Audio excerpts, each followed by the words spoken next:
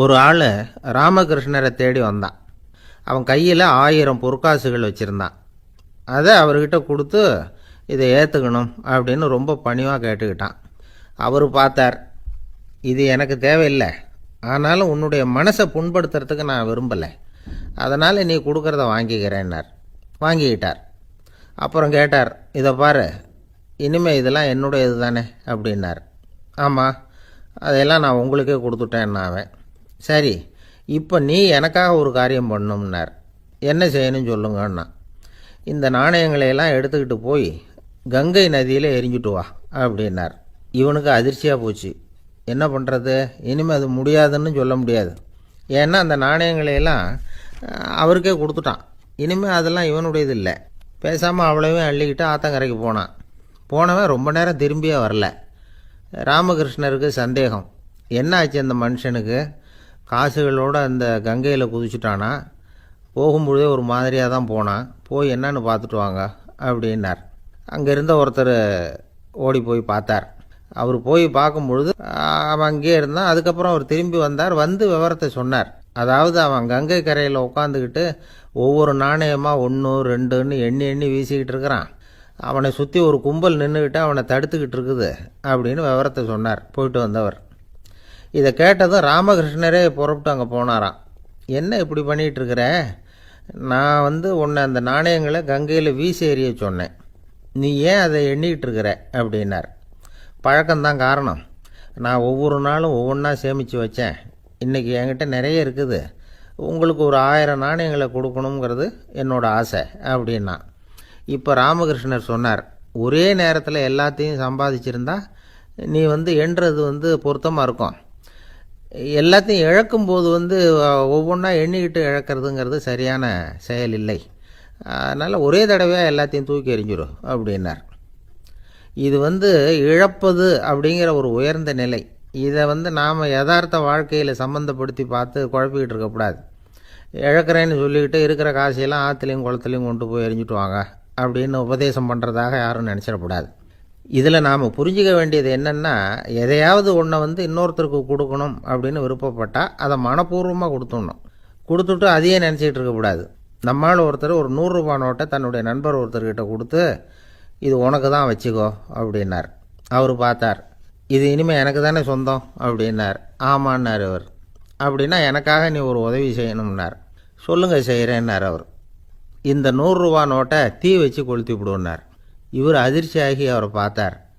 இப்போ அவர் சொன்னார், நீ எனக்கு அன்பாக கொடுத்தது இது, இந்த நோட்டு கள்ள நோட்டுங்கிறது எனக்கு முன்னாடியே தெரியும், சீக்கிரம் கொளுத்தி விடு, அதுதான் நம்ம 2 பேருக்குமே நல்லது அப்படின்னாராம் அவர். ஒரு ஊரில் ஒரு பெரிய ஞானி இருந்தார்.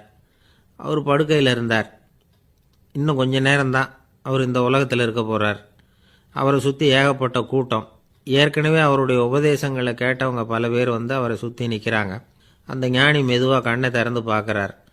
எல்லாரும் அவருடைய கடைசி வார்த்தையை கேட்கறதுக்காக அவளோட காத்துக்கிட்டு இருக்கிறாங்க. அந்த ஞானி மெதுவாக பேச ஆரம்பித்தார். நான் என்னுடைய வாழ்நாள் பூராவும் உங்களுக்கு நிறைய போதனைகள் சொல்லிக்கிட்டு இருக்கிறேன். பேரானந்தம், மகிழ்ச்சி, தியானத்தன்மை, இதை பற்றியெல்லாம் சொல்லியிருக்கிறேன். இப்போ நான் வேற ஒரு கரைக்கு போய்கிட்டு இருக்கிறேன். நான் இனிமேல் இந்த கரையில் இருக்க மாட்டேன். நீங்கள் நான் சொன்னதையெல்லாம் கேட்டீங்க, ஆனால் எதையும் நீங்கள் நடைமுறைப்படுத்தி பார்க்கல. எல்லாம் கேட்டதோடு சரி, அதோடு விட்டுவிட்டீங்க. அப்புறம் அதை தள்ளி போட்டுக்கிட்டே வந்துட்டீங்க. மேலும் அதை தள்ளி போடுறதுல எந்த பிரயோஜனமும் கிடையாது. இப்போ நான் போய்கிட்டு இருக்கிறேன், உங்களில் யாராவது என்னோட வர்றதுக்கு தயாரா அப்படின்னு கேட்டார். அவ்வளவுதான், யாரும் வாயை திறக்கலை. ஒரே மௌனம், சத்தமே இல்லை. ஒருத்தர் பார்த்துக்கிட்டே நிற்கிறாங்க. அந்த கூட்டத்தில் ஒரு ஆள் அந்த ஞானி கூடவே 40 வருஷத்துக்கு மேலே இருந்திருக்கிறான். அவனும் வாயை திறக்காமல் இன்னொருத்தன் முகத்தை பார்த்துக்கிட்டே நிற்கிறான். இந்த சமயத்தில் பின்னாடி நின்றுக்கிட்டு இருந்த ஒருத்தன் கையை தூக்கினான். ஞானி அவனை பார்த்தார். சரி, ஒருத்தனுக்காவது நம்மோட வர்றதுக்கு தைரியம் இருக்குது அப்படின்னு நினச்சார். ஆனால் அந்த ஆள் என்ன சொன்னான் தெரியுமா? ஐயா, நீங்கள் கேட்குறப்போ நான் உடனே எழுந்திருக்கல, கையை மட்டும்தான் தூக்கினேன். என்ன காரணம்னா, நான் எப்படி அடுத்த கரைக்கு சேர்றதுங்கிறது தெரிஞ்சுக்கிறதுக்காகத்தான். அந்த விவரத்தை மட்டும் இப்போ உங்ககிட்ட இருந்து நான் தெரிஞ்சுக்க ஆசைப்படுறேன். ஏன்னா இப்போ நான் உங்கள் கூட வர்றதுக்கு தயாராக இல்லை. எவ்வளவோ காரியங்களை நான் இன்னும் இங்கே முடிக்க வேண்டி இருக்குது. வீட்டுக்கு ஒரு விருந்தினர் வந்திருக்கிறார், என்னுடைய இளைய மகனுக்கு கல்யாணம் பண்ணி வைக்கணும். அதனால் இன்றைக்கி உங்கள் கூட வர முடியாது. அது மட்டும் இல்லை, இப்போ உங்கள் கூட அடுத்த கரைக்கு வந்தால் திரும்பி வர முடியாதுன்னு வேறு சொல்கிறீங்க. அதனால் இப்போ நான் வரல, இன்னொரு நாள் நிச்சயமாக நான் வர்றேங்க, வந்து உங்களை சந்திக்கிறேன். அதனால் இப்போ நீங்கள் இன்னொரு தடவை எங்களுக்கு விளக்கமாக சொல்லணும். ஏற்கனவே பல தடவை சொல்லியிருக்கிறீங்க, தயவு பண்ணி இப்போ ஒரு தடவை சொன்னீங்கன்னா சௌகரியமாக இருக்கும். அந்த அடுத்த கரையை அடையிறது எப்படி, இப்போ ஒரு தடவை அதை விளக்கமாக சொல்லிட்டீங்கன்னா நல்லா ஞாபகப்படுத்திக்குவேன். அது சரியான சமயம் வர்றப்போ இது எனக்கு உதவியாக இருக்கும் அப்படின்னு நானும். ஆனால் உண்மை என்ன தெரியுமா, அந்த சரியான சமயம் வரவே இல்லை அப்படிங்கிறது தான் உண்மை. இப்படி அந்த கதை முடியும். இந்த கதை அந்த ஒரு ஆளுக்கு மட்டும் இல்லை, கிட்டத்தட்ட எல்லாருக்குமே அது பொருந்தும் அப்படிங்கிறாங்க விவரம் தெரிஞ்சவங்க. எல்லாருமே அந்த சரியான தருணத்துக்காகத்தான் காத்துக்கிட்டு இருக்கிறாங்களாம். அதுக்காக ஜோசியம் பார்க்குறாங்க, கைரேகை பார்க்குறாங்க, நாளைக்கு என்ன நடக்குங்கிற ஆவலில் எல்லாரும் காத்துக்கிட்டு இருக்கிறாங்க. ஆனால் அந்த ஒரு நாள் ஒருபோதும் வரப்போகிறதில்ல. நீங்கள் தள்ளி போடுறதுக்காக பல அர்த்தமில்லாத காரணங்களை தேடுறீங்க அப்படிங்கிறார் ஒரு ஞானி. காத்திருக்கிறதுலேயே நம்ம காலம் ஓடி போயிடுது. ஏன்னா இன்னைக்கு நாம் சிந்திக்கிறது நாளைக்கு நாம் சிந்திக்கிறது இல்லை. ஒவ்வொரு நாளும் ஒவ்வொரு மாதிரி போயிடுது. நாளைக்கு மறுநாளை பற்றியே சிந்திக்கிறோம். இப்படியே அது பாட்டுக்கு போயிடும். கரையை தொட்டு பார்க்குறது எப்போ, இதுதான் கேள்வி. நமக்கு வேண்டியப்பட்ட ஒருத்தர் ஒரு ரயில்வே பிளாட்ஃபாரத்தில் நின்றுட்டு இருக்கிறார். அங்கே இருக்கிறவங்க கிட்ட கேட்குறாராம், விசாரிக்கிறார், ஏங்க கிழக்க போகிற ரயில் போயிட்டுதுங்களான்னாராம். போயிட்டுதுன்னு இருக்கிறாங்க. கொஞ்ச நேரம் கழித்து ஏங்க மேற்க போகிற ரயில் போயிட்டுதுங்களான்னு கேட்டிருக்காரு. போயிட்டுதுங்களான் இருக்காங்க. அப்புறம் கொஞ்ச நேரம் கழித்து மறுபடியும் ஏங்க 10:30 மணி வண்டி போயிட்டுதான்னு கேட்டிருக்காரு. தொடர்ந்து காலையிலேருந்து சாயந்தரம் வரைக்கும் இப்படி ஒரே இடத்துல நின்றுட்டு கேட்டுக்கிட்டே இருக்கிறார். இதை பார்த்துக்கிட்டு இருந்த ஒருத்தர் அவர்கிட்ட ஏங்க நீங்கள் எங்கே போகணும் அப்படின்னு கேட்டாராம். இவர் மெதுவாக சொன்னாராம், இந்த ரயில்வே லைனை தாண்டி அந்த பக்கம் போகணும் அப்படின்னாராம். நம்பிக்கை இல்லைன்னா இந்த உலகத்தில் நாம் நடமாடவே முடியாது. அவநம்பிக்கையோடு இருந்துக்கிட்டு இருந்தால் என்றைக்கும் அவஸ்தை தான். நாம் நம்புறது நடக்குதோ இல்லையோ அது வேறு விஷயம். ஆனால் எதையும் நம்பி தான் நாம் அடி வைக்க வேண்டியிருக்கு. வேறு ஒன்றும் வேணாம், ஒரு லாட்ரி சீட்டு வாங்குகிறோம், அது எங்கே நமக்கு விழப்போகுது அப்படிங்கிற அவநம்பிக்கையோடவா வாங்குகிறோம். பரிசு நமக்கு தான் அப்படிங்கிற நம்பிக்கை உள்ளூர இருக்கிறதுனால தான் அதை வாங்குகிறோம். இருந்தாலும் முடிவு வேறு மாதிரி ஆகிடுது. அதுக்காக மனசு சோர்ந்து போகிறதில்ல, அடுத்த மாதமும் சீட்டு வாங்குகிறோம். இந்த நம்பிக்கை தான் மனித வாழ்க்கைக்கு ஆதாரம். ஒரு கடையில் போய் டீ சாப்பிட்றீங்க, அந்த டீ நல்ல டீ தானா, அதில் விஷம் கலந்துருக்குமா அப்படிங்கிற சந்தேகம் வந்துட்டுதுன்னு வச்சுங்க. அதுக்கப்புறம் அதை எப்படி நீங்கள் சாப்பிட முடியும்? நம்பி தான் சாப்பிட்ணும். ரயில் ஒழுங்காக போய் சேருங்கிற நம்பிக்கை இருக்கிறதுனால தான் அதில் ஏறி உட்காடுறோம்.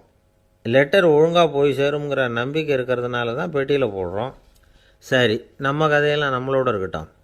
மனித நம்பிக்கை எந்த அளவுக்கு உறுதியாகவும் அறிவுபூர்வமாகவும் இருக்கணுங்கிறதுக்கு அலெக்சாண்டர் வாழ்க்கையில் நடந்த ஒரு சம்பவத்தை உதாரணமாக சொல்லலாம். இந்த உலகத்தையே ஜெயிக்கணும்னு புறப்பட்டார் அலெக்சாண்டர். ஒரு கட்டத்தில் அவர் சிட்னஸ் நதி கரைக்கு சேர்ந்தார். அந்த சமயத்தில் அவருக்கு கடுமையான நோய் வந்துட்டுது. அவர் கூடவே வந்திருந்த கிரேக்க வைத்தியர்கள் என்னென்னமோ முயற்சியெல்லாம் பண்ணி பார்த்தாங்க. இருந்தாலும் அலெக்சாண்டருக்கு வந்திருக்கிறது என்ன நோய்ங்கிறத அவங்களால கண்டுபிடிக்க முடியல. ஏன்னா அந்த பகுதியில் உள்ளவங்களுக்கு மட்டுமே அதிகமாக வரக்கூடிய ஒரு வினோதமான நோயாக இருந்தது அது. ஆனால் அவர் இருக்கிற இடம் எதிரியோட இடம், பாரசீக மன்னனோட ஆளுகைக்கு உட்பட்ட இடம். என்ன பண்ணுறது அப்படின்னு எல்லாரும் யோசனை பண்ணாங்க. பாரசீக மன்னனோட அரண்மனையில் இருக்கிற வைத்தியர் வந்தால் இந்த நோயை குணப்படுத்தி விடுவார் அப்படின்னு சொன்னாங்க. இருந்தாலும் எதிரியோட நாட்டில் இருக்கிற வைத்தியரை கூப்பிட்டு எப்படி நம்பி வைத்தியம் பார்க்க சொல்கிறது அப்படின்னு சொல்லி எல்லோரும் தயங்கினாங்க. ஆனால் அலெக்சாண்டர் தயங்கலை. பரவாயில்ல, அழைச்சிட்டு வாங்கன்னு விட்டார். உடனே அவரை போய் அழைச்சிட்டு வந்துட்டாங்க. அவர் வந்தார். அலெக்சாண்டர் உடம்பை பரிசோதனை பண்ணி பார்த்தார். சரி, இதை குணப்படுத்தி விடலாம், பயப்பட வேண்டியதில்லை. ஆனால் இதுக்கு ஒரு மூலிகை ரசம் தயார் பண்ணி கொடுக்கணும். நான் போய் அதை தயார் பண்ணிவிட்டு 2 நாளில் திரும்பி வந்துடுறேன் அப்படின்னு சொல்லிவிட்டு போனார் அந்த வைத்தியர். அதே மாதிரி 2 நாளில் திரும்பி வந்தார் மூலிகை ரசத்தோட. இதுக்கு இடையில் அலெக்சாண்டரோட தளபதிகளில் ஒருத்தர் ரகசியமாக ஒரு எச்சரிக்கை கடிதம் கொடுத்து அனுப்பியிருக்கிறான். அதை வாங்கி என்ன விஷயம்னு பார்த்தார்.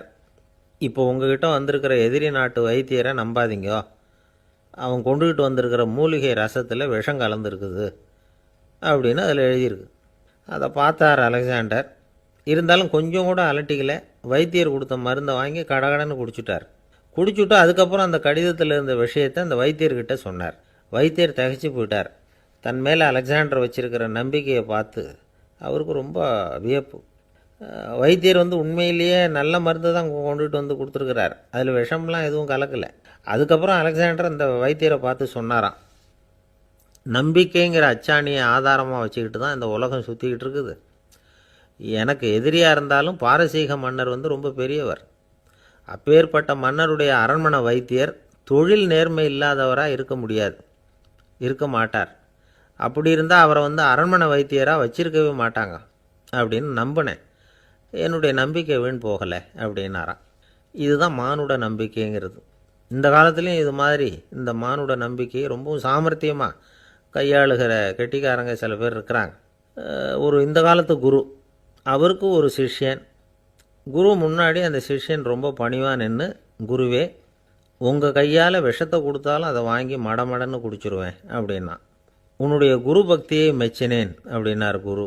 அதுக்கு அந்த சிஷ்யன், அப்படி இல்லை குருவே, உங்ககிட்ட சிஷ்யனாக இருக்கிறத விட உங்கள் கையால் விஷத்தை வாங்கி குடிச்சு விடுறது ரொம்ப நல்லது, அதனால தான் அப்படி சொன்னேன் அப்படின்னா. ஒரு தீக்குச்சி தீப்பெட்டியை பார்த்து கேட்டுதான், நாம் 2 பேரும் தானே உரசிக்கிறோம், ஆனால் நான் மட்டும் தீ பிடிச்சி எரிஞ்சு போகிறேன், நீ அப்படியே இருக்கிறியே அப்படின்னு தான்.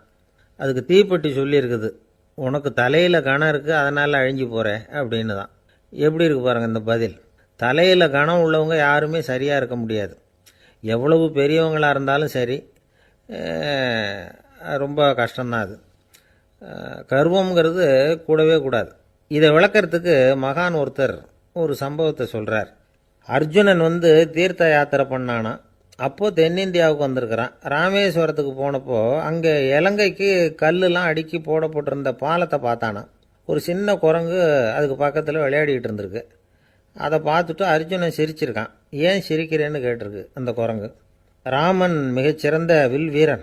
அப்படி இருக்கிறப்போ அவன் இலங்கைக்கு அம்புகளாலேயே ஒரு பாலம் கட்டியிருக்கலாம். அதை விட்டுட்டு போயும் உன்ன மாதிரி குரங்குகளை துணையாக வச்சுக்கிட்டு இப்படி ஒரு கருங்கல் பாலத்தை கட்டியிருக்கிறானே அப்படின்னானா. அம்புகளால் பாலம் கட்ட முடியுமா அப்படின்னு கேட்டு தான் குரங்கு. ஏன் முடியாது, என்னால் முடியுமேன்னு இருக்கான் அர்ஜுனன். அம்பால் பாலம் கட்டலாம், இருந்தாலும் என்ன மாதிரி குரங்குகள் ஏறி நடந்தால் அது தாங்குமா? அதனால தான் ராமர் கருங்கல் பாலமே கட்டினார் அப்படின்றது குரங்கு சொல்லிச்சான். அப்படியே சொல்கிற, நான் வேணும்னா இப்போ அம்புகளாலேயே ஒரு பாலத்தை கட்டுறேன், நீ அது மேலே ஏறி நடந்து பார். பாலம் விழுந்துட்டுதுன்னா நான் தீ மூட்டி அதில் குதித்து உயிர் தியாகம் பண்ணி விட்றேன் அப்படின்னு நான் ரொம்ப கோபமாக. உடனே அந்த சின்ன குரங்கு பெரிய உருவம் எடுத்துட்டு தான் கையில் கதையோடு அர்ஜுனன் முன்னாடி நிற்கிறான் அனுமன். பார்த்தா, என்னுடைய தலைவர் ராமரையா இழிவாக பேசுகிற, நீ இப்போ பாலம் கட்டு, நான் என்னுடைய பலத்தை காட்டுறேன் அப்படின்னு அனுமன். அர்ஜுனன் தன்னுடைய காண்டிபத்தை எடுக்கிறான், சரமாரியாக அம்புகளை விடுறான். அதெல்லாம் ஒன்றோட ஒன்று கோத்துக்கிட்டு அப்படியே பாலம் மாதிரி நிற்கிது. அர்ஜுனன் தலை நிமிர்ந்து நின்னான். அனுமன் உயர கிளம்பி அங்கேருந்து பாலத்தில் பொத்துன்னு இறங்கினான். பாலம் அப்படியே நொறுங்கி போச்சு தூள் தூளாக. என்ன அர்ஜுனா, இப்போ என்ன செய்ய போகிற அப்படின்னு நான் ஏளனமா. அர்ஜுனன் தலையை தொங்க போட்டுக்கிட்டான். சொன்னபடி தீ மூட்டி அதில் குதிக்கிறதுக்காக 3 தடவை சுற்றி வந்தான். அப்போது கிருஷ்ணர் அங்கே வந்தார். என்ன அர்ஜுனா, என்ன நடக்குது, என்ன இது அப்படின்னு ஒன்றும் தெரியாத மாதிரி கேட்டார். அர்ஜுனன் வாயை திறக்கிறதுக்கு முன்னாடி அனுமன் வாயை திறந்தான், நடந்ததை சொன்னான். அர்ஜுனன் சவால் விட்டபடி உயிர் திறந்தே ஆகணும்னா அனுமன். கிருஷ்ணர் யோசனை பண்ணார். நல்லது, இந்த சவால் விட்டதுக்கும் நடந்ததுக்கும் யார் சாட்சி? பெரியவர் ஒருத்தரை சாட்சியாக வச்சுக்கிட்டல்லவா நீங்கள் இந்த போட்டியை நடத்தியிருக்கணும் அப்படின்னார். அதனால் என்ன, இப்போ மறுபடியும் அந்த போட்டியை நடத்திவிட்டா போச்சு, என்னால் அந்த அம்பு பாலத்தை நொறுக்க முடியாதா அப்படின்னு அனுமன். சரி, இப்போ மறுபடியும் அது நடக்கட்டும்னார் கிருஷ்ணர். அர்ஜுனன் அம்பு பாலம் அமைச்சான். அனுமன் ஏறி குதிச்சான். பாலம் அசைஞ்சு கொடுக்கவே இல்லை, அவ்வளோ உறுதியாக இருக்குது. இப்போ அனுமன் தலையை குனிஞ்சிக்கிட்டான். அர்ஜுனன் நன்றியோடு நிமிர்ந்து பார்த்தான். கிருஷ்ணருடைய தோள்கள்லேயும் முதுகள்லேயும் ரத்தம். என்ன சுவாமி, என்ன நடந்ததுன்னு நான் பதறி போய், உன் அம்பு பாலத்தை நான் தான் முட்டு கொடுத்து தாங்கிக்கிட்டு இருந்தேன். அனுமன் குதித்தப்போ என் மேலே ஏற்பட்ட காயங்கள் இவை. பின்ன உன்னுடைய அம்பு பலத்தினாலேயா பாலம் நின்றுதுன்னு நினைக்கிற அப்படின்னாரான். முதல்ல அர்ஜுனன் அப்புறம் அனுமன் 2 பேருக்குமே கர்வ பங்கம் ஆகிட்டு தான். அதாவது அவங்கக்கிட்ட இருந்த கர்வம் போயிட்டுது. யாராக இருந்தாலும் கர்வம் கூடாதுங்கிறத இதிலேருந்து நாம் புரிஞ்சுக்கணும். இந்த காலத்தில் நாமெல்லாம் எந்த விஷயத்துக்கெல்லாம் கர்வப்பட்டுக்கிட்டு இருக்கோம் தெரியுமா? 2 பெண்கள் தங்களுடைய கணவன்மார்களை பற்றி ரொம்ப பெருமையாக பேசிக்கிட்டாங்களாம். அதில் ஒரு அம்மா சொல்லியிருக்கு, என் வீட்டுக்காரர்கிட்ட எந்த சப்ஜெக்ட் கொடுத்தாலும் சரி அந்த விஷயத்தை பற்றி அழகாக 1 மணி நேரம் பேசுவார் அப்படின்னாங்களாம். உடனே இன்னொரு அம்மா, அது என்ன பிரமாதம், என் வீட்டுக்காரருக்கு சப்ஜெக்டே தேவையில்லை, விஷயமே இல்லாமல் நாள் பூரா பேசிக்கிட்டு இருப்பார் அப்படின்னாங்களாம். ஒரு காடு, நல்ல மரம்லாம் செழிச்சு இருந்தது. அப்படிப்பட்ட காட்டில் ஒரு சாது இருந்தார். அவர் எப்படின்னா எப்பவும் ஒரு மரத்தடியில் உட்காந்துருப்பார். ஏன்னா அவருடைய இருப்பிடமே அதுதான். அவர் என்ன பண்ணுவார், 3 கல் வச்சுருந்தார். செங்கல் மாதிரி இருக்கும், ஆனால் அதை விட கொஞ்சம் பெருசாக இருக்கும். எதுக்கு அந்த 3 கல்லுன்னா அதுதான் அவருடைய படுக்கை. அதாவது தூங்குறப்ப ஒரு கல்லை தலைக்கு கீழே வச்சுக்குவார், இன்னொரு கல்லை இடுப்புக்கு கீழே வச்சுக்குவார், இன்னொரு கல்லை காலுக்கு கீழே வச்சுக்குவார். உடம்பை வந்து அப்படியே ஒரு தகட்டால் மூடிக்குவார், அப்படியே தூங்கி போடுவார். மழை பெய்யுதுன்னு வச்சுங்க, அவர் உடம்பு வந்து 3 கல் மேலே இருக்குதா, அதனால் தண்ணி வந்து அடியில் ஓடி போடும், உடம்பு நனையாது. மேலே தகடு இருக்கிறதுனால மழையும் உடம்புல படாது.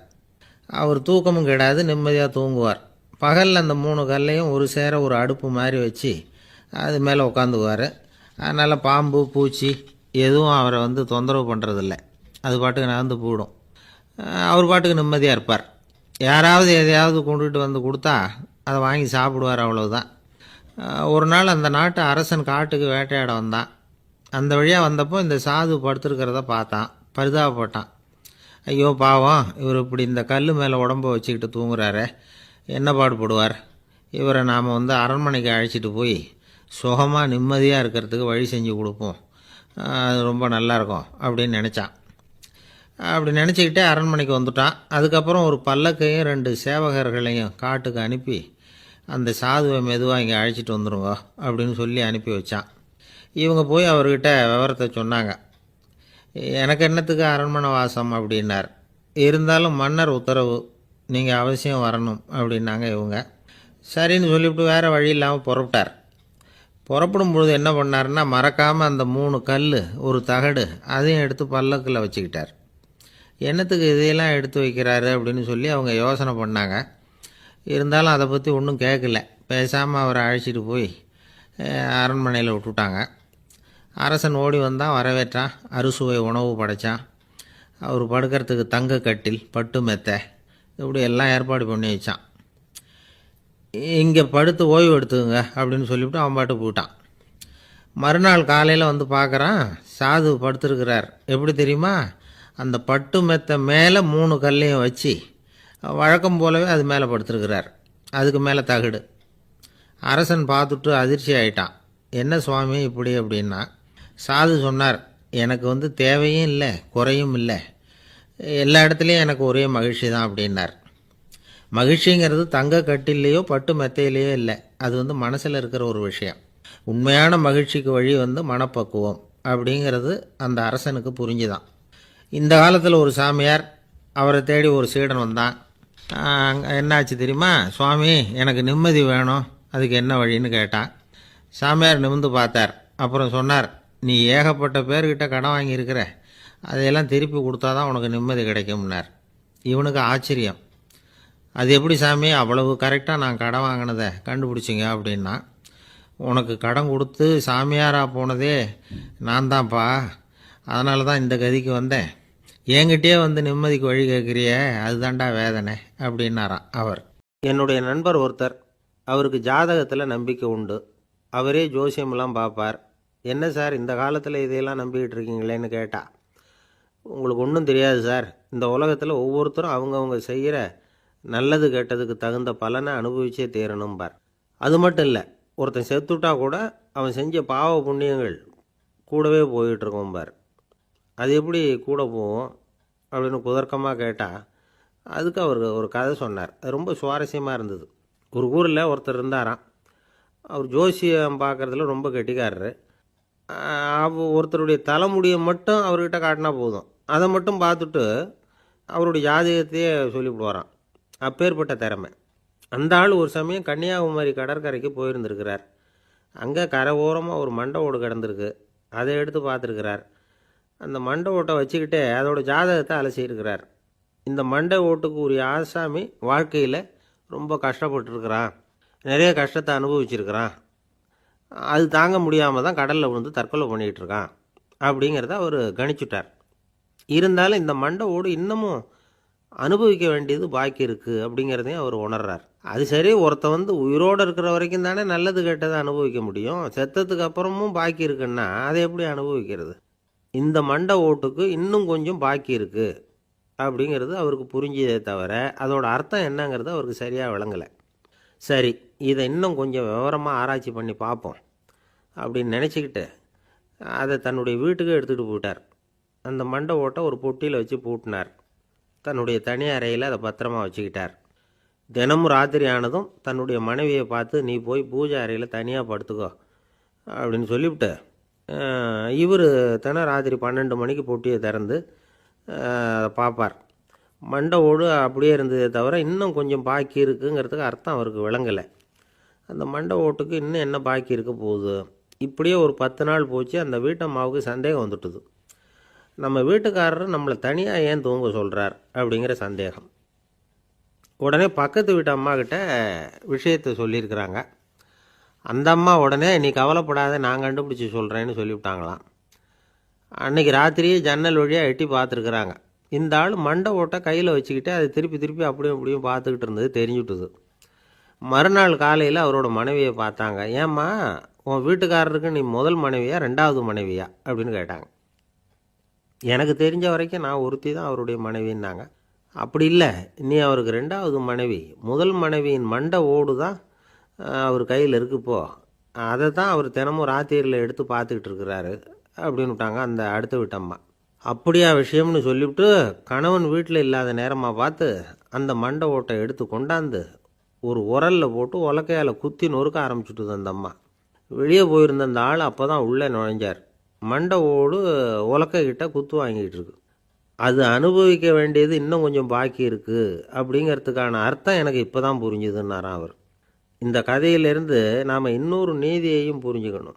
அதாவது நம்ம வீட்டை பற்றி நமக்கு தெரியாததெல்லாம் அடுத்த வீட்டுக்காரங்களுக்கு நல்லா தெரியும். ஒரு காடு, அங்கே புத்தர் அவர் பாட்டுக்கு நடந்து போய்கிட்டே இருக்கிறார். அவருக்கு பின்னாடி ஒரு குரங்கு, அதுவும் தொடர்ந்து வந்துக்கிட்டே இருக்குது. புத்தர் திரும்பி பார்த்தார். குரங்கு அப்படியே குதித்து உயர எழும்பி ஒரு கிளையில் போய் உக்காந்துது. ஏன் இப்படி பண்ணுறேன்னு கேட்டார் புத்தர். என்னை சாதாரணமாக நினைக்க வேணாம், நான் மகாமந்தி, என்னால் எல்லாம் முடியும், முடியாதுங்கிற வார்த்தையே என்னுடைய அகராதியில் கிடையாது, என்ன வேணும்னாலும் செய்வேன் அப்படின்னுது. அப்படின்னா ஒரு பந்தயம் வச்சுக்கலாமான்னார் இவர். ஓ, வச்சுக்கலாமேன்னுது. வேற ஒன்றும் இல்லை, இப்போ நீ மேலே எழும்பி அந்த கிளையில் உட்காந்தது மாதிரி அங்கேருந்து தாவி என் உள்ளங்கையில் உட்காரணும், அவ்வளவுதான் அப்படின்னார். அப்படி உட்காந்துட்டா என்ன பரிசு அப்படின்னு கேட்டது அது. சொர்க்கத்தில் இருக்கிற மாமன்னன் மரகத சக்கரவர்த்தியை என்னோட இருக்கும்படியாக கூப்பிட்டுக்கிறேன். அந்த சமயத்தில் அவருடைய அரியணை அங்கே காலியாகிடும், நீ அதில் போய் உட்காந்துக்கலாம். பந்தயத்தில் தோத்துட்டா ஒரு கல்ப காலம் இந்த பூமியில் வாழ வேண்டியிருக்கும், அதுக்கு பிறகு தான் என்கிட்ட வர முடியும், என்ன சொல்கிற அப்படின்னார். குரங்குக்கு தாவறது ஒரு பெரிய காரியமா? இது எனக்கு ரொம்ப சாதாரண விஷயம், என்ன இப்போவே தாவட்டுமா அப்படின்னுது. சரின்னு சொல்லி உள்ளங்கையை நீட்டினார். அவருடைய கை தாமரை இலை அளவுக்கு அப்படியே விரிஞ்சுது. குரங்கு சௌகரியமாக உட்கார்றதுக்காக. குரங்கு தாவறதுக்கு தயாராச்சு. அதுக்கு முன்னாடி ஒரு சின்ன யோசனை அதுக்கு. இந்த கிளையிலேருந்து அந்த கைக்கு தாவறது எனக்கு ரொம்ப அற்பமான ஒரு வேலை, இது ரொம்ப சாதாரணம், என்னுடைய கௌரவத்துக்கு இது சரியாக இருக்காது. அதனால் நான் என்ன பண்ண போகிறேன்னா, இங்கேருந்து கிளையிலேருந்து அப்படியே உயர எழும்ப போகிறேன். எழும்பி மேல் உலகம் போய் அங்கே ஒரு சுற்றிவிட்டு அதுக்கப்புறம் அங்கேருந்து நேராக இந்த கையில் உட்கார போகிறேன் அப்படின்னு நினச்சிது. என்ன யோசிக்கிற அப்படின்னார் புத்தர். ஒன்றும் இல்லை, இந்த பாயிரம் பார் அப்படின்னு சொல்லி தாவி உயர போயிட்டுது. கொஞ்ச நேரத்தில் வான உலகத்துக்கே போய் சேர்ந்துட்டுது. அங்கே போய் பார்த்தா அங்கே ஒரு 5 பளிங்கு தூண்கள் இளம் சிவப்பு நிறத்தில் நின்றுக்கிட்டு இருக்குது. குரங்கு நினச்சிக்கிட்டது, புத்தர்கிட்ட போய் இந்த பளிங்கு தூண்களை பார்த்தோம்னு சொன்னால் அப்படியே திகைச்சு போயிடுவார், இந்த தூணில் ஏதாவது அடையாளம் செஞ்சுட்டு போகணும் அப்படின்னு அந்த இடத்துல மிதந்துக்கிட்டே நினச்சிது. உடனே ஒரு தூணில் எழுதிச்சு. என்ன எழுதிச்சுன்னா, ஒரு மகா ஞானி இங்கே வந்துட்டு போகிறார் அப்படின்னு எழுதிச்சு. எழுதிவிட்டு அப்படியே கீழே தாவி புத்தரோட உள்ளங்கையில் உட்காந்துது. எப்படி பார்த்தீங்களா என்னுடைய வேலை? வான உலகத்துக்கே போய் அங்கே இருக்கிற 5 பளிங்கு தூண்களை பார்த்துட்டு அதில் நான் வந்த விவரத்தை எழுதி வச்சுட்டு அதுக்கப்புறம் இங்கே வந்திருக்கிறேன் அப்படின்னுது ரொம்ப பெருமையாக. அப்படியா அப்படின்னார் புத்தர். ஆமாம், சந்தேகமாக இருந்தால் வாங்க, அழைச்சிட்டு போய் காட்டுறேன் அப்படின்னுது அந்த குரங்கு. அதுக்கு தேவையில்லை, அப்படியே கொஞ்சம் கீழே குனிஞ்சு பார்த்து தெரியும் அப்படின்னார் புத்தர். அங்கே பார்த்தா புத்தரோட உள்ளங்கை தெரிஞ்சுது. நல்லா உத்து பார்த்துது. அவரோட ஒரு விரலில் அது எழுதிய வாசகம் தெரிஞ்சுது. குரங்கு யோசனை பண்ணிச்சு, அப்படின்னா வானத்தில் நான் பார்த்தது புத்தரோட விரல்களா அப்படின்னு யோசிச்சுது. இதை புரிஞ்சுக்கிட்ட உடனே அந்த குரங்கோட கர்வம் அழிஞ்சு போச்சான். நம்ம மனசு தான் இந்த குரங்கு. மனம்ங்கிறதும் ஆணவம்ங்கிறதும் ஒரு நாணயத்தின் ரெண்டு பக்கங்கள். மனம் உள்ளவரை ஆணவமும் இருக்கும். மனம் அழிஞ்சாதான் ஆணவம் அழியும். மனம் அழிய வேண்டும் அப்படின்னு பெரியவங்க சொல்கிறது இந்த அர்த்தத்தில் தான். நம்ம ஆளுங்க சவால் விடுறதெல்லாம் வேறு மாதிரி. ஒருத்தன் ஒரு வாய்க்காலை தாண்டுறேன்னு பந்தயம் கட்டி தாண்ட முடியாமல் வாய்க்காலில் விழுந்து காலை உடச்சிக்கிட்டு கட்டு போட்டுக்கிட்டு வந்தான். ஏன்டா அப்படின்னு கேட்டாங்க. நான் பந்தயம் கட்டின நேரம் சரியில்லை அப்படின்னா. எப்படிறான்னு கேட்டிருக்காங்க.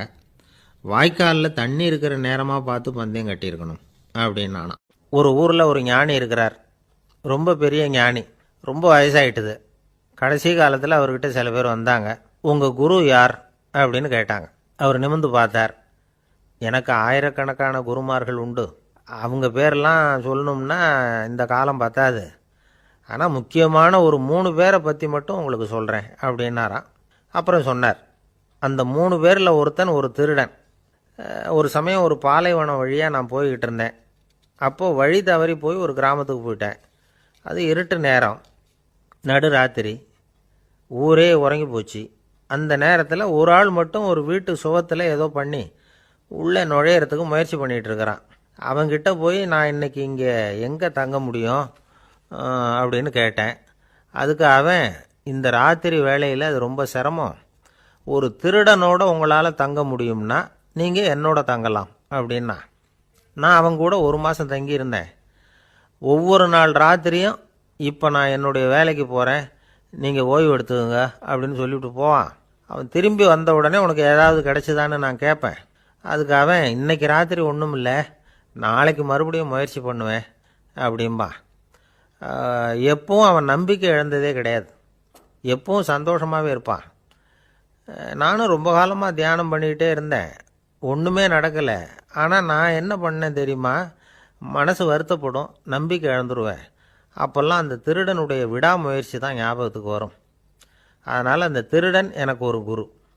என்னுடைய 2வது குரு யாருன்னா அது ஒரு நாய். இது எப்படின்னா, ஒரு சமயம் எனக்கு ரொம்ப தாகமாக இருந்தது. ஒரு நதியை நோக்கி போய்கிட்டு இருந்தேன். அப்போது ஒரு நாயும் வந்தது. அதுக்கும் தாகம். ஓடி வந்து ஆற்றை பார்த்துது. அதோட நிழல் வந்து ஆற்றுல தெரிஞ்சுது. அதை பார்த்ததும் பயந்துட்டுது. அதாவது அது தன்னுடைய சொந்த உருவத்தையே கண்டு பயந்தது. அதை பார்த்து குறைக்குது, திரும்பி ஓடிச்சு. ஆனால் அதுக்கு தாகம் அதிகமாக இருந்ததுனால அது மறுபடியும் திரும்பி வந்தது. பார்த்தா மறுபடியும் தண்ணியில் நாயோட உருவம் தெரியுது. இப்படி சில தடவை பண்ணிச்சு. இருந்தாலும் கடைசியில் தண்ணியில் குதிச்சுட்டுது துணிஞ்சி. இப்படி குதித்த உடனே அதோட உருவமும் மறைஞ்சுட்டுது. இதை பார்த்தேன். நான் என்ன புரிஞ்சுக்கிட்டேன்னா, எவ்வளவு தான் பயம் இருந்தால் கூட ஒருத்தன் தைரியமாக காரியத்தில் இறங்கணும் அப்படிங்கிறத புரிஞ்சுக்கிட்டேன். இந்த போதனை அந்த நாய்கிட்ட இருந்து எனக்கு கிடைச்சிது. இது ஒன்று. அடுத்தது என்னுடைய 3வது குரு யாருன்னா அது ஒரு சின்ன குழந்தை. நான் ஒரு சமயம் ஒரு நகரத்துக்கு போனேன். அங்கே ஒரு குழந்தை எரிகிற மெழுகுவத்தி ஒன்று எடுத்துக்கிட்டு வந்தது. நான் அந்த குழந்தைய பார்த்து வேடிக்கையாக கேட்டேன், ஏன் பாப்பா இந்த மெழுகுவத்தியை நீயாவே கொளுத்துனியா அப்படின்னு கேட்டேன். ஆமான்னுது அந்த குழந்தை. சரி, இந்த மெழுகுவத்தி முன்னாடி எரியாமல் இருந்தது, இப்போ எரியுது. இந்த மெழுகுவத்திக்கு வெளிச்சம் எங்கேருந்து வந்தது, அதை எனக்கு காட்ட முடியுமா அப்படின்னு கேட்டேன் அந்த குழந்தைகிட்ட. இதுக்கு அந்த குழந்தை சிரிச்சுக்கிட்டு அந்த மெழுகுவத்தியை ஊதி அணைச்சுட்டுது. அதுக்கப்புறம் என்னை பார்த்து கேட்டுது, இப்போ இந்த மெழுகுவத்தியின் வெளிச்சம் போனதை பார்த்தீங்க இல்லையா, அது எங்கே போச்சுன்னு எனக்கு சொல்லுங்க அப்படின்னுது. அந்த குழந்தை இப்படி கேட்டதும் என்கிட்ட இருந்த ஆணவம் அழிஞ்சுட்டுது. நான் படித்ததெல்லாம் அந்த வினாடியில் சுக்கு நூறாக போயிட்டுது. என்னுடைய முட்டாள்தனத்தை நான் உணர்ந்தேன் அப்படின்னு இவ்வளவும் அந்த ஞானி விவரமாக சொன்னாராம். அதனால் நாம் இன்னார்கிட்டே இருந்து தான் இதை கற்றுக்கணுங்கிறது இல்லை, யாருக்கிட்டே இருந்தும் எதையும் கற்றுக்கலாம். நம்மால் ஒருத்தன் ஒரு நாய் வளர்த்துக்கிட்டு இருந்தான். அந்த நாய்க்கு வால் கிடையாது. யாரோ ஏற்கனவே வெட்டி எடுத்துட்டாங்க. இந்த நாய் தான் சார் எனக்கு குரு, அதுகிட்டே இருந்து கூட நான் பாடம் கற்றுக்கிட்டு இருக்கிறேன் அப்படின்னா. அப்படி என்ன கற்றுக்கிட்டேன் இந்த வால் இல்லாத நாய்கிட்டே இருந்து அப்படின்னு கேட்டோம். நாம் யாருக்கிட்டையும் வாலாட்டக்கூடாது அப்படிங்கிற பாடத்தை அதுகிட்டே இருந்து தான் நான் கற்றுக்கிட்டேன் அப்படின்னா. ஆசைப்படுறதில் தப்பு இல்லை, ஆனால் அந்த ஆசை தேவைக்கு தகுந்த மாதிரி இருக்கணும். தேவைக்கு மீறிய ஆசைகள் இருக்குது பாருங்கள், அது தேவையில்லை. இந்த கருத்தை வலியுறுத்தது மாதிரி ஒரு கதை உண்டு. தேவேந்திரனுக்கு திடீர்னு வீடு கட்டணும்னு ஒரு ஆசை வந்துதான். வீடுன்னா நாம் கட்டுற மாதிரி இல்லை. தேவேந்திரன் வீடுன்னா சும்மாவா? ஒரு பிரம்மாண்டமான அரண்மனை கட்டணும். அது மாதிரி இந்த 3 லோகத்துலேயும் ஒரு அரண்மனை கிடையாது அப்படின்னு எல்லாரும் சொல்லணும். இது அவனோட ஆசை. உடனே தேவ தச்சரான விஸ்வகர்மாவை கூப்பிட்டான், உத்தரவு போட்டான். விஸ்வகர்மா தன்னுடைய உதவியாளர்களை எல்லாம் கூப்பிட்டு ஒன்றா சேர்த்துக்கிட்டார். படாத பாடுபட்டு ஒரு பெரிய அரண்மனையை கட்டி முடித்தார். கட்டி முடிக்க 1000 வருஷம் ஆச்சு. தேவேந்திரன் வந்து பார்க்குறான். அவனுக்கு திருப்தி ஏற்படலை. என்னுடைய அந்தஸ்துக்கு இது ரொம்ப சாதாரணமான கட்டிடம், இதை விட இன்னும் பெருசாக கட்டு அப்படின்னா. தேவ தச்சர் திணறி போயிட்டார். அவரால் அதுக்கு மேலே எதுவும் செய்ய முடியல. என்ன பண்ணுறதுன்னு யோசனை பண்ணார். நேராக நாரதர் காலில் போய் விழுந்தார். நீங்கள் தான் என்னை இந்த பிரச்சனையிலேருந்து காப்பாற்றணும்னார். நாரதர் யோசனை பண்ணார். சரி, கவலைப்படாதேன்னார். நேராக இந்திரன்கிட்ட போனார். இந்திரன் வந்து நாரதரை பார்த்த உடனே வாங்கன்னு கூட்டிகிட்டு போய் அரண்மனையை காட்டினான். இது மாதிரி ஒரு அரண்மனையை நீங்கள் வேறு எங்கேயாவது பார்த்துருக்குறீங்களா அப்படின்னு ரொம்ப பெருமையாக கேட்டான். நான் பார்த்ததில்லை, ஆனால் என்னை விட வயசில் மூத்தவர் மகரிஷி லோமேசர், அவர் ஒரு வேளை பார்த்துருக்கிறாரா என்னமோ அப்படின்னார். உடனே அவரை மனசில் நினச்சி தியானம் பண்ணினார். அடுத்த கணம் லோமேசர் அங்கே வந்தார். இடையில் ஒரு சின்ன துண்டு, கையில் ஒரு கமண்டலம், தலையில் ஒரு பாய், அவ்வளவுதான் அவர்கிட்ட இருந்தது. எதுக்காக தலையில் எந்த பாய் அப்படின்னு கேட்டான் இந்திரன். என்ன மாதிரி அற்ப ஆயுள் உள்ள ஒரு ஜீவன் தனியாக வீடு கட்டிக்கிட்டு திண்டாடணுமா? இந்த பாய் தான் ஒரு வீடு மாதிரி எனக்கு நிழல் கொடுக்குது அப்படின்னார் அவர். என்னது, உங்களுக்கு வந்து அவ்வளவு கொஞ்சமான ஆயுளா அப்படின்னு ஆச்சரியத்தோடு கேட்டான் இந்திரன். ஆமாம், இதை பாரு, என்னுடைய மார்பில் ஒரு பொற்காசு அளவுக்கு ரோமம் உதிர்ந்துட்டுது. எப்போ என் உடம்புல உள்ள எல்லா ரோமமும் உதிர்ந்துருமோ அப்போ என்னுடைய ஆயுள் முடியும் அப்படின்னார். எப்போ அந்த ரோமங்கள் பூரா உதிரும்னு கேட்டான் இவன். ஒரு பிரம்மா மறைஞ்சதும் ஒரு ரோமம் உதிரும். என் உடம்புல உள்ள ரோமங்களின் எண்ணிக்கை எவ்வளவோ அவ்வளவு பிரம்மாக்கள் தோன்றி அவங்க ஆயுள் முடியும் பொழுது என் உடம்புல உள்ள ரோமங்கள் பூரா உதிரும் அப்படின்னார். அப்படின்னா ஒரு பிரம்மாவோட ஆயுள் எவ்வளவு காலம்னு கேட்டான். ஒரு பிரம்மாவுக்கு 100 தேவ வருஷம். ஒவ்வொரு தேவ வருஷத்துக்கும் 365 தேவ நாள். ஒவ்வொரு தேவ நாள்லேயும் ஒன்றை மாதிரி 14 இந்திரர்கள் தோன்றி மறைகிறாங்க அப்படின்னு மகரிஷி லோமேசர் சொல்கிறார். இதை கேட்டதும் இந்திரன் ஆடி போயிட்டான். அவ்வளவு ஆயுள் உள்ள இவரே அற்ப ஆயுள்னு சொல்கிறார். நான் என்னுடைய ஆயுளை பெருசாக நினச்சிக்கிட்டு பிரம்மாண்டமான அரண்மனை கட்டணும்னு ஆசைப்படுறேனே அப்படின்னு நினச்சான். எனக்கு வீடு கட்டின வரைக்கும் போதும்னு விட்டான். அதனால் நாமெல்லாம் நம்முடைய தேவைக்கு தகுந்த மாதிரி ஆசைப்படுறது தான் நியாயம். ஆனால் அப்படியே நடந்துக்கிறோம். மனுஷன் வந்து கடவுளையே ஏமாற்றி காசு வாங்கிறதுக்குள்ள ஆசைப்படுறான். ஒருத்தன் கடவுளை நினச்சி தவம் இருந்தான். கடவுள் நேரில் வந்தார். தேவலோகத்தில் ரூபாய்க்கெல்லாம் என்ன மதிப்புன்னு கேட்டான். அங்கெல்லாம் ரூபாய்ங்கிறது உங்கள் பணத்தில் 1 கோடி ரூபாய்க்கு சமம். அதாவது தேவலோகத்தில் 1 ரூபான்னா இங்கே 1 கோடி ரூபா. அது மாதிரி எங்களுக்கு ஒரு நாளுங்கிறது உங்கள் கணக்கில் 1 கோடி வருஷத்துக்கு சமம் அப்படின்னார் கடவுள். அப்படின்னா எனக்கு நீங்கள் அதிகமாக எதுவும் தர வேணாம், உங்கள் கணக்குப்படி ஒரே 1 ரூபா கொடுங்க, அது போதும்னா இவன் ரொம்ப சாமர்த்தியமாக. கடவுள் யோசனை பண்ணார். அது ஒன்றும் கஷ்டம் இல்லை, 1 ரூபா தானே கேட்குற, கொடுத்துட்றேன். ஆனால் இப்போ வரும்பொழுது நான் எடுத்துக்கிட்டு வரல, எங்கள் கணக்குப்படியே 1 நாள் பொறுத்துக்க பணத்தோடு வந்துடுறேன் அப்படின்னு சொல்லிவிட்டு பறந்து போயிட்டார். ஊருக்கு வெளியில் அமைதியான ஒரு இடம், அங்கே ஒரு ஆசிரமம், அங்கே ஒரு சாமியார். அவர் தினமும் நல்ல போதனைகள்லாம் செய்வார். பல பேர் போய் அங்கேயே சில நாள் தங்கி இருந்து அவர் சொல்கிற அறிவுரைகளை எல்லாம் கேட்டுக்கிட்டு வர்றது வழக்கம். ஒரு தடவை அவரை பார்த்துட்டு போகிறதுக்காக 3 வெளியூர் தம்பதிகள் வந்தாங்களாம். அந்த மடத்திலேயே சாப்பிட்டுக்கிட்டு தங்கி இருந்து அவங்களுடைய போதனைகளை கேட்டுக்கிட்டு போகணுங்கிறது அவங்க நோக்கம். காலையில் குளிச்சுட்டு பூஜையில் உட்காந்தார் அந்த சுவாமி. இவங்களும் குளிச்சுட்டு அந்த பூஜையை பார்க்கறதுக்காக அவர் முன்னாடி வந்து உட்காந்தாங்க. பூஜை ஆரம்பமாச்சு. சம்பிரதாயப்படி அது ரொம்ப நேரம் நடந்துக்கிட்டே இருக்குது. இவங்களுக்கு நல்ல பசி இருந்தாலும் இந்த நேரத்தில் அதை எப்படி வெளியில் காட்டிக்கிறது? பேசாமல் இருந்தாங்க. அந்த சுவாமி பூஜையை முடித்தார். அதுக்கப்புறம் பேச ஆரம்பித்தார். பேச்சு அருமையாக தான் இருந்தது, அமிர்தமாக தான் இருந்தது. இருந்தாலும் இவங்களுக்கு இருக்கிற வயிற்று பசி அது சரியாக கவனிக்க விடலை. அந்த சுவாமியே இதை கவனித்ததா தெரியல. இவங்களுக்கு மனசுக்குள்ளே ஒரு எண்ணம், உள்ளே சாப்பாடு தயாராகிட்டு இருக்கும் போல இருக்குது, இந்த பேச்சு முடிஞ்சதும் நம்மளை உள்ளே அழைச்சிட்டு போய் சாப்பாடு போடுவாங்கன்னு நினைக்கிறோம் அப்படின்னு இவங்களாம் நினச்சிக்கிட்டாங்க. ஆனால் சுவாமி இதை பற்றி எதுவுமே பேசலை, கண்டுக்கலை. ஒரு அம்மாவால் அதுக்கு மேலே சும்மா இருக்க முடியுமா? முடியல. சாப்பாட்டை கவனிக்கலாமா அப்படின்னு சொல்லி மெதுவாக ஆரம்பித்தாங்க. கவனிக்கலாமே அப்படின்னு உள்ளே அழைச்சிட்டு போனார் சுவாமி. இவங்க ரொம்ப அவசரமாக எழுந்திருச்சு உள்ளே ஓடினாங்க. அங்கே ஒரு மேஜை மேலே ஒரு கிண்ணம் மூடி இருந்தது. ஓ, இதுதான் சாப்பாட்டு மேஜை போல இருக்கு, இங்கே சாப்பாடு வந்துடும் அப்படின்னு நினச்சாங்க. உடனே போய் சுற்றி உக்காந்துக்கிட்டாங்க. சுவாமி அந்த கிண்ணத்தை எடுத்து அந்த அம்மா கிட்ட கொடுத்தார். அவங்க அதை வாங்கி மூடியை திறந்து பார்க்குறாங்க. உள்ளே ஒரு சாவி இருக்குது.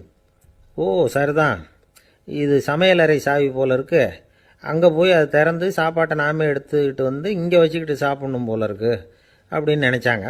சாவி இருக்கு இல்லையா, வாங்க பூட்டு நிறையா காட்டுறேன் அப்படின்னு சுவாமி அவங்கள அழைச்சிட்டு போனார், காட்டினார். இவங்க அந்த அறையை ரொம்ப ஆவலோடு திறந்தாங்க. உள்ளே பார்த்தா அங்கே அரிசி, பருப்பு, விதவிதமான காய்கறி எல்லாம் இருக்குது. சமையலுக்கு வேண்டிய மிளகாய், எண்ணெய், பால், தயிர், நெய் இப்படி எல்லாமே இருக்குது. அடுப்பு, விறகு, நெருப்பு போட்டி அது கூட அங்கே இருக்குது. சாப்பாடு தயாராக இருக்கும்னு நினச்சிக்கிட்டு போனால் இப்படி இருக்குதே அப்படின்னு சொல்லி அதை பார்த்ததும் ரொம்ப சோர்ந்து போட்டாங்க அவங்க. சுவாமி, என்ன இது சாப்பாடு இல்லையா அப்படின்னாங்க. அதுதான் சாப்பாட்டுக்கு வேண்டிய எல்லாம் இங்கே இருக்குதே, அடுப்பு மூட்டி நீங்கள் தான் அவங்கவுங்க ருசிக்கு தகுந்த மாதிரி சமைச்சிக்கணும். இந்த சன்னியாசிக்கு எப்படி சமைக்க தெரியும் அப்படின்னு கேட்டார் சுவாமி. சாப்பாடு தயாராக இருக்கும்னு நாங்கள் எதிர்பார்த்தோம் அப்படின்னாங்க. நீங்கள் இப்படி சொல்லுவீங்கன்னு நானும் எதிர்பார்த்தேன். இது வரைக்கும் நான் எவ்வளவோ தத்துவம்லாம் எடுத்து சொன்னேன். எல்லாத்தையும் விட இதுதான் அனுபவபூர்வமான தத்துவம். ஆண்டவன் நமக்கு நல்ல மனசை கொடுத்துருக்குறான், நல்ல வாய்ப்புகளையும் தந்திருக்கிறான், அதையெல்லாம் பயன்படுத்திக்கக்கூடிய மூளையையும் சிந்தனையையும் கொடுத்துருக்குறான். அதனால் அடுப்பை தான் நீங்கள் மூட்டணும், அடுப்பை நீங்கள் தான் மூட்டணும், உங்களுக்கு உகந்ததை நீங்கள் தான் சமைச்சு ருசித்து அனுபவிக்கணும். ஆண்டவனே அதை செஞ்சிகிட்டு இருக்க மாட்டான் அப்படின்னாராம் அந்த சுவாமி. நம்முடைய வாழ்க்கையில் பல நல்ல பலன்களை பெறுறதுக்கு நாம் தான் முயற்சி பண்ணணும். அதுக்குரிய சூழ்நிலையை தான் ஆண்டவன் கொடுப்பானே தவிர அதை விளக்கிறதுக்காக தான் அந்த சுவாமி அப்படி செஞ்சு காட்டியிருக்கிறார். இது ஒரு பெரியவர் இப்படி ஒரு விளக்கம் கொடுத்தார். அதுக்கப்புறம் அந்த 3 தம்பதிகளும் தெளிவடைஞ்சுட்டாங்களாம். நாம் தெளிவடைகிறது எப்போங்கிறது தான் தெரியல அப்படின்னு பல பேர் இதை கேட்டுட்டு சொல்லிகிட்டு இருக்கிறாங்க. இந்த கதையை நம்முடைய நண்பர் ஒருத்தர்கிட்ட சொன்னேன். அந்த நண்பர் ரொம்ப சந்தோஷப்பட்டார். நீங்கள் சொல்கிறது கரெக்டு சார், ஆனால் நான் அதை விட ஒரு படி மேலே சார். எனக்கெல்லாம் அரிசி, பருப்பு இருக்கிற ரூம் எதுன்னு கையை காட்டிட்டா போதும், உடனே கிண்ணத்துலேருந்து சாவியை எடுத்து கொடுக்கணுங்கிற அவசியம்லாம் இல்லை எனக்கு. அப்புறம் எப்படி ரூமை திறந்துருவீங்க அப்படின்னு கேட்டேன். பூட்டை உடைச்சி திறந்துருவேன், அதுதான் எனக்கு பழக்கம் அப்படிங்கிறார். பிரம்மத்தை அறிந்தவன் பிரம்மமாகிறான் அப்படின்னு ஒரு பெரியவர் பேசினார் ஒரு கோவிலில். தைத்திரிய உபனிஷத்து அப்படி சொல்லுதான். இதை கேட்கும்பொழுது நமக்கு ஒரு சந்தேகம் வரும். அது எப்படி பிரம்மத்தை அறிந்தவன் பிரம்மம் ஆகிறான்னா, சிங்கத்தை அறிந்தவன் சிங்கம் ஆகிறானா, தோசையை அறிந்தவன் தோசை ஆகிறானா? இப்படிப்பட்ட சந்தேகம் நமக்கு வர்றதில் ஒன்றும் ஆச்சரியம் இல்லை, இது இயற்கை. இதுக்கும் அந்த பெரியவரே பதில் சொல்கிறார். சிங்கம் வேற, நாம் வேற. அதனால் சிங்கத்தை அறிந்தவன் சிங்கம் ஆக மாட்டான். ஆனால் பிரம்மம் வேற, நாம் வேற இல்லை. அதனால் பிரம்மத்தை அறிந்தவன் பிரம்மமாகிறான் அப்படிங்கிறது அவரோட விளக்கம். மனிதன் அவன்தான் தான் பிரம்மங்கிறது தெரியாதனால தான் அதை வேற எங்கேயோ தேடிட்டு இருக்கிறான். கடைசியில் அது தான் தாங்கிறது புரிஞ்சுக்கிற பொழுது அவன் பிரம்மம் ஆயிடுறான். இதை விளக்கிறதுக்கு ஒரு உபநிஷத்து கதையே இருக்குது. நமக்கு தெரிஞ்ச கதை தான், ஆனால் அதை வேறு விதமான அர்த்தத்தில் விளையாட்டாக சொல்லிகிட்டு இருக்கிறோம். ஒரு சமயம் ஒரு 10 நண்பர்கள் ஒரு காட்டு வழியாக போய்கிட்டு இருக்கிறாங்க. குறுக்க ஒரு நதி, அதை கடந்து அடுத்த பக்கம் போகணும். எல்லாரும் ஒரு வழியாக கடந்து அடுத்த கரைக்கு போய் சேர்ந்துட்டாங்க.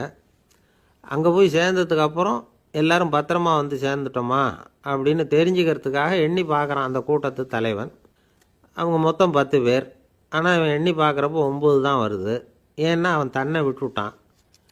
எதிரில் நிற்கிறவங்கள மட்டுமே எண்ணுறான். ஐயோ 10வது ஆள் எங்கேங்கிறான், பதறான். சரி நீ இரு, நான் எண்ணி பார்க்குறேன்னு சொல்லிவிட்டு இன்னொருத்தன் வந்து எண்ணுறான். அவனும் தன்னை விட்டுட்டு எண்ணுறான். 9 தான் வருது. எல்லோரும் கொய்யோ முறையோன்னு கத்த ஆரம்பிச்சிட்டாங்க. அந்த சமயத்தில் ஒரு பெரியவர் அந்த பக்கமாக வர்றார். என்ன விஷயம்னு விசாரிக்கிறார். 10வது ஆளை 6 அடிச்சுட்டு போட்டுது அப்படின்னு சொல்லி இவங்க அழறாங்க. சரி அழாதீங்க அப்படின்னு சொல்லி அந்த தலைவனை பார்த்து இப்படி வாங்குறார். வர்றான். இப்போ எனக்கு முன்னாடி ஒரு தரம் எண்ணு பார்க்கலாம்ங்கிறார். 1 2 3ன்னு ஆரம்பித்து 9ல் வந்து முடிக்கிறான். உடனே பெரியவர் நீ தான் அந்த 10வது ஆள் அப்படிங்கிறார். இது உண்மை. நாம தான் அது. நாம தான் நம்மளை வேற எங்கேயோ தேடிகிட்டு இருக்கிறோம். நாம் எங்கேயோ தேடிகிட்டு இருக்கிறோமே, அந்த பிரம்மம் நாம தான். இப்படி ஒரு பெரிய உண்மையை விளக்கிறதுக்காக தான் அப்படி ஒரு கதை சொல்லப்பட்டது. ஆனால் அதை நாம் வேறு விதமாக வேடிக்கையாக உபயோகப்படுத்திக்கிட்டு இருக்கிறோம். எப்படி தெரியுமா? ஒரு ஆத்தங்கரையில் ஒரு 10 பேர் முழிச்சுக்கிட்டே நின்றுக்கிட்டு இருந்தாங்களாம். அந்த பக்கமாக வந்த ஒருத்தன் ஏன் இப்படி முழிச்சுக்கிட்டு நிற்கிறீங்கன்னு கேட்டிருக்கிறான். எங்களுக்கு நீச்சல் தெரியாது, நாங்கள்லாம் அடுத்த கரைக்கு போய் சேரணும் அப்படின்னு நாங்களாம். சரி, நான் கொண்டுட்டு போய் விட்றேன். எல்லாரும் அக்கறைக்கு போய் சேர்ந்த உடனே ஆளுக்கு ₹1 வீதமாக மொத்தம் ₹10 எனக்கு கொடுக்கணும் அப்படின்ட்டுருக்கான் இவன். சரின்னு ஒத்துக்கிட்டாங்க. இவன் ஒவ்வொருத்தராக கையை பிடிச்சி மெதுவாக ஆற்றுல இறக்கி அழைச்சிட்டு போயிட்டான். 9 பேரை கரை சேர்த்துட்டான். 10வது ஆள் பாதி ஆற்றுல போயிட்டு இருக்கிறப்போ திடீர்னு வெள்ளம் வந்துட்டுது. புடி நழுவி போச்சு. கையை விட்டுட்டான். வெள்ளம் அடிச்சிட்டு போட்டுது. அழைச்சிட்டு வந்தவன் நீச்சல் அடித்து தட்டு தடுமாறி கரைக்கு வந்து சேர்ந்துட்டான். கரையில் இருந்தவங்களுக்கு இந்த விஷயம் தெரியாது. இருந்தாலும் இவன் உடம்பு பூரா நனைஞ்சி கொஞ்சம் அதிகமாக மூச்சு வாங்க நின்றுக்கிட்டு இருந்தானா, ஏங்க ஏன் இப்படி மூச்சு வாங்குது, என்ன விஷயம் அப்படின்னு கேட்டாங்களாம். அதுக்கு இவன் கொஞ்சமாக அலட்டிக்காமல் சொன்னானான், வேற ஒன்றும் இல்லை, நீங்கள் கொடுக்க வேண்டிய ₹10 ₹1 குறைஞ்சி போச்சு, அவ்வளவுதான் அப்படின்னானான்.